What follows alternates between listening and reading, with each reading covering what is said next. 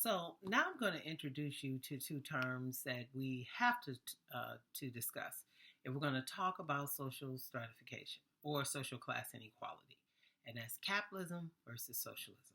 So I'm going to define them first and then explain a little bit more in detail by what each term means. Okay, so the first, and this is going off the textbook definition, capitalism is an economic/political system in which a country's trade and industry are controlled by private owners for profit rather than by the state or the collective. In other words, wealth is privately owned and profit is the primary motivator. If it don't make money, it doesn't make sense. So in a capitalist country or a capitalist system, and it is a system, the economic system and the political system are interdependent on each other. There's legislation in place that supports the economic system of capitalism, and that is what we have here in the United States. Now, there's been a lot of talk about socialism because Bernie Sanders, a political candidate running for president, describes himself as a democratic socialist. So some people are confused by what is meant by socialism.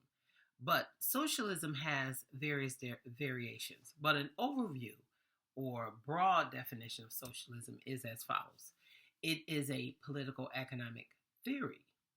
Notice I didn't say system, but a theory of social organization that advocates or supports that the means of production, distribution, and exchange, the way we make things, distribute it, and exchange it through trade, should be owned and regulated by the community as a whole. In other words, wealth is collectively acquired and shared equally. We all get a piece of the pie, so to speak. But again, capitalism and socialism has various forms. And if I was to throw communism into the pot, that might confuse you a little bit more. But communism, according to Karl Marx, is socialism's most perfect form. So the economic system of capitalism has a political system of democracy. But if you look at China, for instance, China has a free market capitalist system, meaning that they do engage in trade and production and distribution for profit with other nations, but their political system is a dictatorship. In a socialist country like Cuba, they don't have a democracy. They have a dictatorship. So sometimes while the market system or the economic system might be for the collective whole, the people's rights and their ability to protest or to challenge their government might be constrained through a dictatorship. And then there are different types of capitalism as well. There is free market capitalism with a democracy, which is what we have here in the United States.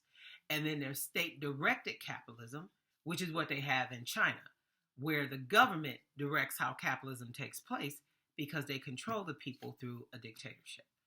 While that might be somewhat confusing, I hope I made it a little bit more plain for you.